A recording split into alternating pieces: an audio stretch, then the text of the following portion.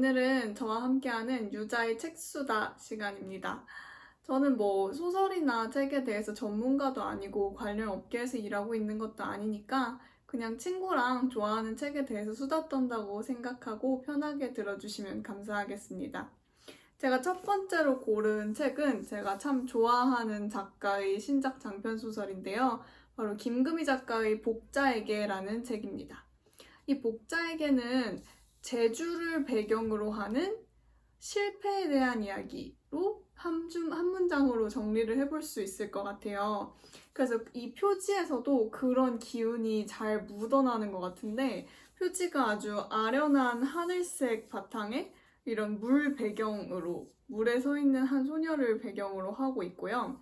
복자에게라고 쓰여 있습니다. 그리고 이렇게 단단한 양장 표지로 되어 있고요. 안쪽에는 크림색, 좀 빳빳한 이런 질감의 크림색 종이로 구성이 되어 있습니다. 이렇게 가운데에 하늘색 가름끈도 있고요.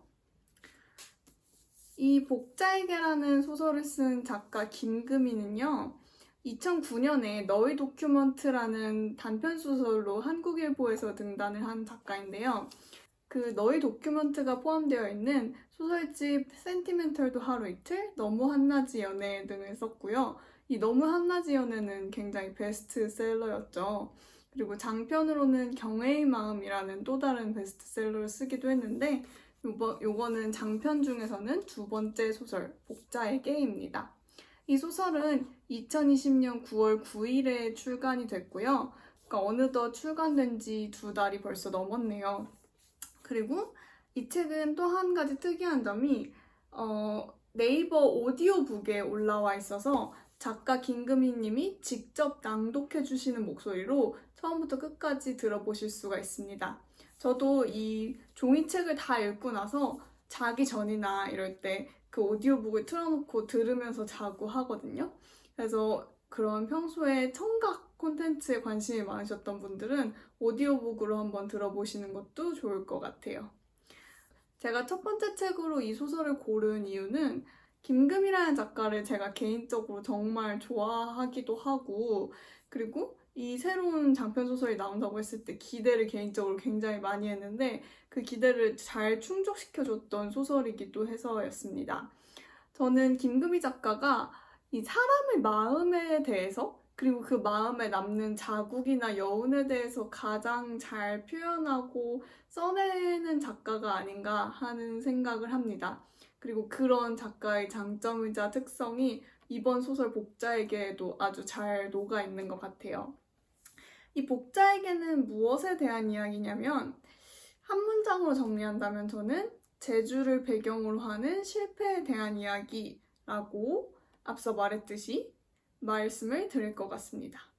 그래서 이 실패에 대한 이야기에 초점을 맞추고 지금부터 이 소설을 한번 살펴보자면, 이 소설은 이렇게 도식화를 한번 해볼 수도 있을 것 같아요. 서울이라는 도시에서 제주라는 공간으로 주인공 이영초롱이라는 여성이 2번 내려가는 이야기. 그런데 이 2번의 이동에는 모두 이영초롱의 개인적인 실패와 연관이 있습니다. 먼저 이 첫 번째 제주로의 이동은 이영초롱이 아직 중학생 때, 어린 시절에 일어난 일이고, 두 번째는 다 성인이 되어서 판사라는 직업을 갖고 나서 일어난 일입니다. 먼저 첫 번째 이동, 중학생 때 이동을 살펴보자면 이때 이영초롱이 제주로 내려간 건 부모의 경제적 실패 때문입니다. 이영초롱이 중학생으로의 진학을 앞두고 있을 때 부모는 사업에서 크게 실패하고 가족들이 모두 뿔뿔이 흩어지게 되는데요. 이때 부모는 공부를 잘하고 영특하고 욕심도 많았던 이영초롱을 제주에 있는 고모에게로, 그리고 이영초롱의 남동생을 서울에 있는 또 다른 친척에게로 보냅니다. 그래서 여기서 제주로 남동생이 아니라 이영초롱을 보내는 어떻게 보면 거의 유일한 이유는 이영초롱이 여자아이라는 것이에요. 그래서 영초롱이 제주로 이동은 부모의 경제적인 실패, 그리고 또 하나는 자신이 여자로 태어났다는 사실 그 자체로서 비롯되는 실패, 이렇게 두 가지 때문이라고 할 수 있습니다. 즉, 영초롱의 잘못도 아니고 영초롱의 책임도 아닌 것들, 자신이 어떤 컨트롤할 수 있는 범위를 벗어난 것들에 의해서 영초롱은 강제로 이동이 되게 되는 것이죠. 그리고 그렇게 간 제주에서 영초롱은 나름의 가족과 친구를 만들고 또 추억을 쌓으면서 몇 년을 지내는데요. 여기에서 또 한 번의 실패를 겪게 됩니다. 그건 바로 어린 시절 치기 어린 마음에서 비롯된 관계의 실패입니다. 영초롱은 단 한 번의 실수로 인해서 그곳에서 가족이 되어주었던 고모나 좋은 친구가 되어주었던 이선 고모 복자와의 관계, 신뢰를 무너뜨리고 돌이키기 어려운 관계의 파국을 맞게 됩니다. 이건 어떻게 보면 영초롱이 성인으로서 자신의 책임에 의해서 자신이 저지른 잘못에 의해서 겪은 첫 번째 실패라고도 볼 수 있을 것 같고, 그런 의미에서 성장소설에서 주로 사용되는 어떤 성장통, 성장을 위한 관문처럼 이 제주라는 공간에서 펼쳐지는 이영초롱의 실패가 그렇게 받아들여질 수도 있을 것 같아요. 그리고 제주에서 몇 년을 보낸 영초롱이 다시 서울로 올라간 뒤에 영초롱은 열심히 공부를 해서 판사가 됩니다. 그런데 영초롱은 이렇게 어린 시절 순탄치만은 않은 과거를 보내면서 마음에 어떤 상처와 굴곡이 많은 사람이 되었잖아요. 그런데 또 이 소설에 영초롱의 친구가 영초롱에게 너는 판사로서의 에고가 너무 세다라고 말하는 장면이 나오는데, 그것처럼 영초롱은 어떤 판사라는 직업인으로서의 감각이 굉장히 예민하고 강한 사람이었습니다. 그래서 판사로서 영초롱이 만나야만 하는 이들은 어떻게 생각하면 인생에서 크고 작은 실패를 통과하고 또 어떤 잘못을 저지르거나 실패해서 그곳에 오게 되는 사람들이었고, 영초롱은 그들의 실패나 잘못의 무게를 결정하고 그로 인해 어떤 처벌을 받아야 하는지를 결정하는 그런 역할에 있는 사람이었어요. 그래서 그런 과도한 업무량이라든지 업무가 주는 압박감, 감정적 스트레스를 이겨내지 못하고 영초롱은 자신의 분노를 잘 이겨내지 못하는 사람이 됩니다. 그러다 보니 이제 법정에서 욕설도 하게 되고 그런 문제들이 쌓이면서 징계를 받아서 자신의 의도와는 무관하게 근무지를 제주로 이동을 하게 되는 거예요. 그래서 이렇게 총 2번, 어린 시절에 중학생으로서 이동했던 것, 판사로서 겪은 실패로 이동했던 것, 이렇게 2번의 실패로 소설이 이루어져 있다고 볼 수 있습니다. 그리고 이 실패가 각각 어떤 의미를 갖고 있죠. 영초롱이 겪었던 첫 번째 부모의 경제적 실패로 인한 여러 가지 일들은 사실 그냥 단순히 제주로 보내졌던 것뿐만이 아니라 서울에서 생활을 하면서도 그 부모의 경제적인 실패로 인해서 영초롱이 겪어야만 했던, 시달려야만 했던 일들은 수없이 많습니다. 그런데 그런 일들을 통과하면서 영초롱의 마음에는 부모에 대한 원망과 분노, 그리고 그들이 겪은 실패 그 자체에 대한 원망과 분노가 계속해서 쌓여만 갔겠죠. 그런데 영초롱이 판사가 되고 나서 자신의 아버지에게 하는 말이 있어요. 소설 61페이지에 나오는데 영초롱의 아버지는 영초롱이 최종 판사로 최종 합격을 하고 나서 그 전부터 빠르게 진행되고 있던 폐암으로 인해 돌아가시게 되는데, 그렇게 그 죽음의 직전에 영초롱의 아버지에게 이렇게 말을 합니다. 61페이지를 읽어볼게요. 엄마가 일을 보러 자리를 뜬 사이 아빠 미안해 했을 때 아빠는 통증을 참느라 숨을 쌕쌕 쉬고 있었다. 내가 아빠를 미워했어. 아빠가 실패해서 아빠를 미워했어. 그런데 그러면 나는 아빠가 아니라 실패를 미워한 셈이라는 생각이 들어. 아빠는 내 말을 들었는지 몸을 기우뚱하고 있다가 잠시 허리를 세웠다. 나는 아빠를 안 미워했어. 그걸 알아줬으면 좋겠어. 내가 진짜 사회 지도층 인사가 됐는데 그럴 리가 없잖아. 아빠는 그걸 들었는지 아니면 무심코 그랬는지 아주 잠깐 이가 보이도록 웃었다. 이 장면이 어떻게 보면 영초롱이 자신이 겪었던 첫 번째 실패, 그리고 자신의 부모, 그리고 자신의 부모가 겪었던 실패, 또는 어떤 삶에서 겪는 실패 그 자체에 대해서 용서를 하는 순간이었던 것 같아요. 물론 그 전에 이 일이 있고 나서 영초롱이 뭐 완전히 분노를 털어버리고 막 현자가 되는 건 아닙니다. 그랬다면 징계를 받을 일도 없었겠죠. 하지만 어쨌든 자기가 평생 마음속에 품고 있던 아빠에 대한 미움이나 실패 그 자체에 대한 미움을 여기서 한번 털어버리고 그것을 용서하는 순간이 이렇게 나옵니다. 또 이런 장면들이 김금희가 사람의 마음을 잘 다루고 써내는구나 하고 저로 하여금 생각하게 했던 장면이기도 해요. 그리고 이제 첫 번째 실패 이후에 제주에서 겪었던 관계의 실패는 영초롱이 판사가 돼서 다시 제주로 내려오면서 재생의 기회를 맞기도 합니다. 영초롱은 그곳에 내려와서 다시 복자를 만나게 되거든요.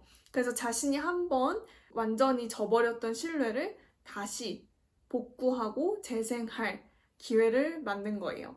그래서 이런 부분들도 우리가 인생에서 실패하고 넘어졌을 때 다시는 일어나기 어려운 경우가 우리 사회에는 또 대부분이잖아요. 근데 그것에 대해서 이 소설에서는 다시 한번 재생의 기회가 주어졌다는 것. 물론 그 이후에 일어나는 일들이 막 드라마틱하고 모든 것이 좋아지고 그런 건 아니지만 어쨌든 한 번의 재생의 기회가 주어진다는 것도 굉장히 중요한 지점이라고 생각을 했습니다.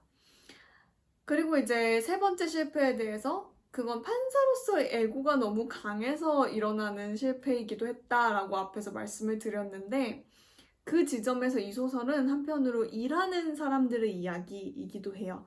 그래서 앞서서 말씀드렸던 실패에 대한 이야기에 덧붙여서 하나 더 일하는 사람들의 이야기라고 이 소설을 이야기하고 싶습니다. 실제로 작가님이 표현을 했던 말이기도 하고요. 그래서 주인공 영초롱의 직업은 판사이고 그 영초롱의 주변 식구들도 끊임없이 일을 하는 사람들로 구성이 되어 있어요. 영초롱의 엄마, 아버지는 물론이고 그 주변의 고모나 이선고모, 복자, 그리고 영초롱의 주변 인물들 뿐만 아니라 이 제주라는 섬의 구성원 모두가 사실은 일하는 사람들이에요. 그리고 더 구체적으로는 이 소설에서는 일하는 여성들의 이야기가 정말 많이 나옵니다. 그들은 해녀이기도 하고 매점에서 물건을 파는 사람이기도 하고 여러 가지 아르바이트를 하면서 섬에 정착하려고 애쓰는 사람이기도 하고 간호사이기도 하고 판사이기도 하고 각자 어떤 직업을 가지고 일을 하면서 이 세상을 살아나가고 있어요. 그런데 이 사람들이 일을 하는 모습을 봤을 때 그건 일한다는 것은 결국 삶을 살아나간다는 것이고 그것은 그들이 각각 겪은 실패와 무관하게 계속해서 이어지는 것이구나 라는 생각이 들게 됩니다. 그래서 이 소설은 어떤 실패를 겪고 그 실패를 딛고 나아가는, 더 발전하는 그런 성장 소설이라기보다는 어떤 종류의 삶에나 실패는 있지만 그 실패와 무관하게 자신의 일을 하며 삶을 살아나가는 이들의 이야기라고 보는 게 더 맞을 것 같아요. 일을 함으로써 삶을 살아내는 이들의 수행성, 자신이 하는 일을 묵묵히 이어나가는 그 수행성으로 실패를 딛고 나아가는 게 아니라 실패와 무관하게 삶을 살아내는 그것에 이 소설의 포인트가 있다고 생각을 했습니다. 그래서 사실 일하는 사람들에게, 즉 이 세상 모두에게, 이 세상에 일을 하지 않는 사람은 없잖아요. 이 어떤 일을 하고 어떤 대가를 받느냐는 모두 다르겠지만 일을 하지 않는 사람은 없기 때문에 이 세상의 모두에게, 일하는 이들에게 권해드리고 싶은 소설이기도 합니다.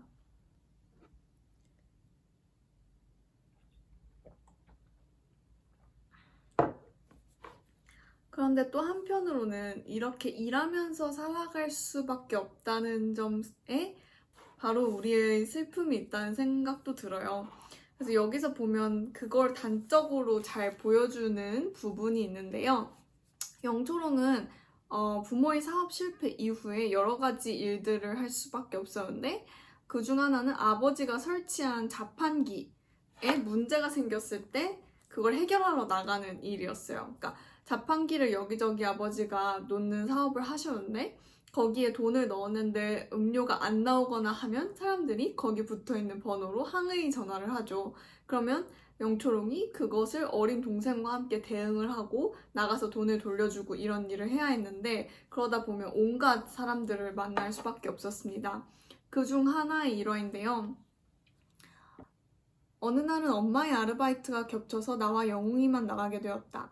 그렇게 애들만 나가면 좀 머쓱해하며 성질을 죽이는 경우가 있는가 하면 오히려 더 무시하고 돈을 받은 뒤에도 우리를 돌려보내지 않고 놀리거나 화를 내는 경우도 있었다.